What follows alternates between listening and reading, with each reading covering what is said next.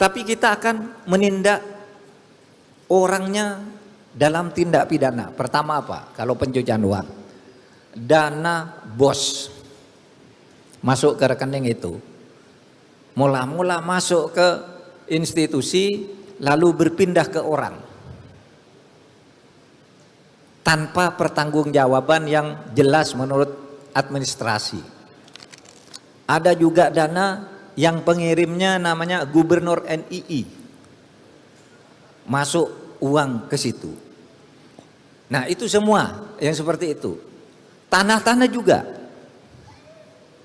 tanahnya tuh 1.300 hektar sudah kami temukan dalam sehari 295 sertifikat yang dicurigai juga itu berasal dari kekayaan yayasan yang masuk ke pribadi.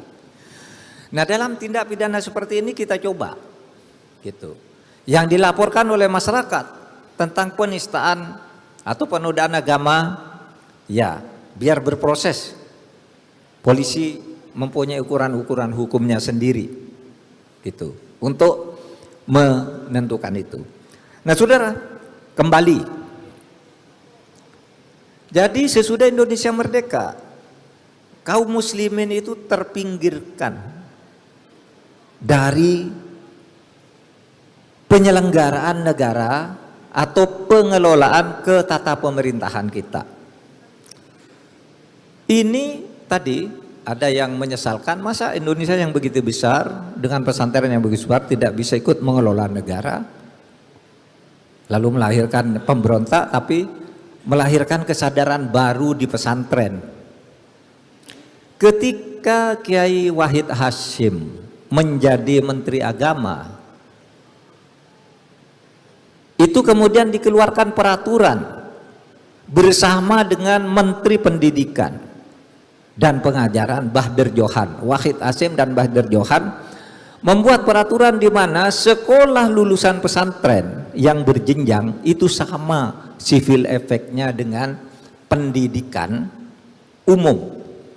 Madrasah Ibtidaiyah itu adalah sama dengan SD, Sanawiyah sama dengan SMP, Aliyah sama dengan SMA, kemudian Al-Jami'ah, IAIN itu dibentuk dulu namanya ada Akademi Ilmu Dakwah, ya, AIDA, Akademi Ilmu Dakwah Agama itu akademi, lalu disamakan dengan perguruan tinggi yang kemudian melahirkan IAIN itu, yang kemudian ini ada civil efeknya diakui. Nah saudara, dari situ kemudian lahirlah berbagai keahlian dari pondok pesantren itu, karena pondok pesantren lalu membentuk sekolah-sekolah di samping ngaji kitab kuning yang tradisional yang pakai setoran itu, ada sistem kelas kayak sekolah biasa. Nah dari situ kemudian saudara, sejak tahun 60-an anak-anak pesantren sudah menjadi pegawai di kantor-kantor pemerintah juga. Pada tahun 70-an sudah menjadi sarjana, sarjana hukum, insinyur, dokter dan sebagainya. Pada tahun 80-an banyak master-master, dan pada tahun pertengahan 80-an banyak doktor, profesor yang lahir dari pesantren. Nah sejarah tahun 60-an itu sudah merembes nih anak santri ke kantor-kantor pemerintah, sehingga kemudian apa terjadi?